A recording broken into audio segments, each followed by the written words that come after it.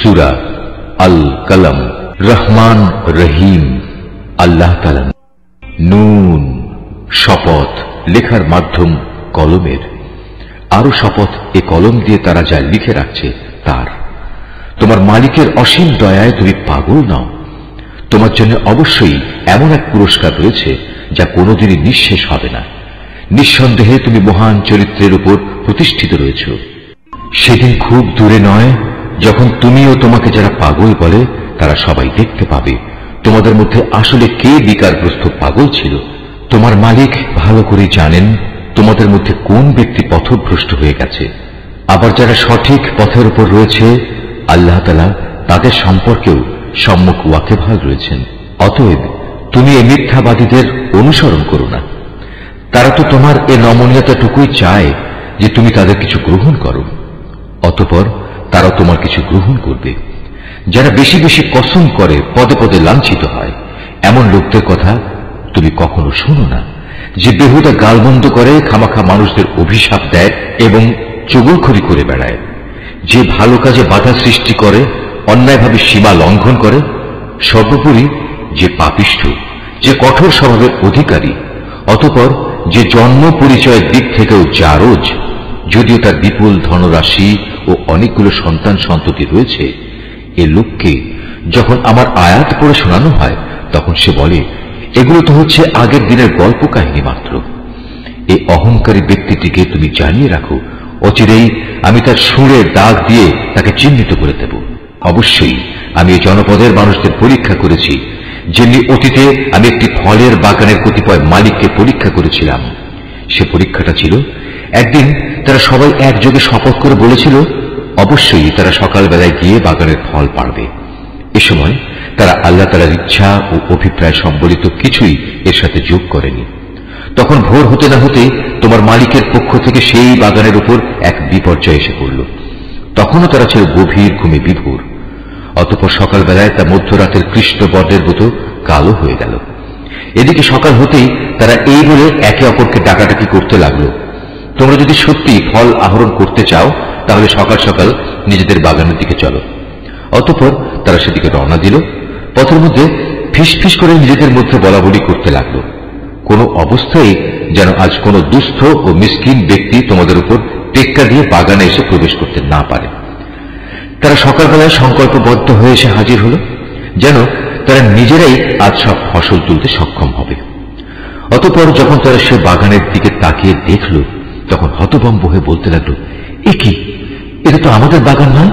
আমরা নিশ্চয়ই পথ ভুলে অন্য কোথাও চলে এসেছি, না আসলে আমরা আজ মাহরুম হয়ে গেছি। এই মুহূর্তে তাদের মধ্যেকার একজন ভালো মানুষ তাদের বলল, আমি কি তোমাদের বলিনি সব কাজের ব্যাপারে আল্লাহর উপরই ভরসা করবে? কত ভালো হতো যদি তোমরা আগেই আল্লাহ তাআলার মহান নামের তাসবিহ পড়ে নিতে। এবার নিজেদের ভুল বুঝতে পেরে তারা বলল, সত্যি আমাদের মালিক আল্লাহ তাআলা অনেক মহান, অনেক পবিত্র।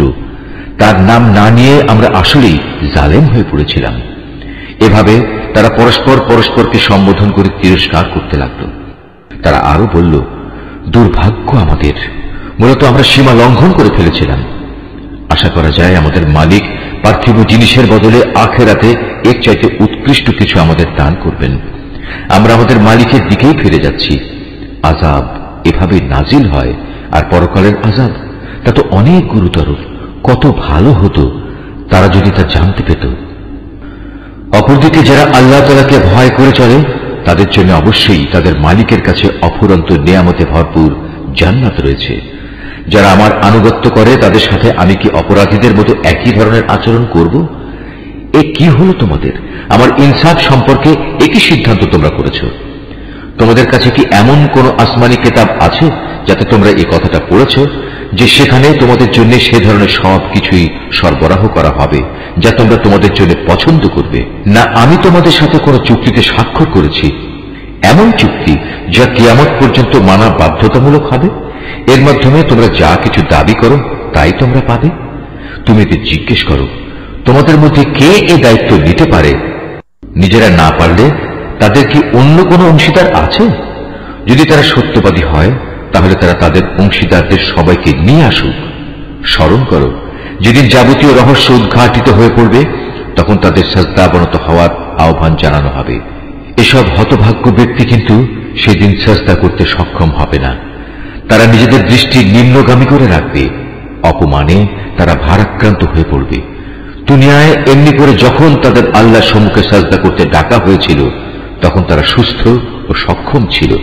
হে নবী, অতঃপর তুমি আমাকে ছেড়ে দাও। যে আমার এই কিতাব অস্বীকার করে তার থেকে আমি প্রতিশোধ নেব। আমি ধীরে ধীরে এদের এমন ধ্বংসের দিকে ঠেলে নিয়ে যাব যে এরা তার কিছুই টের পাবে না। আমি এদের অবকাশ দিয়ে রাখি। অপরাধীদের ধরার আমার এই কৌশল অত্যন্ত কার্যকর।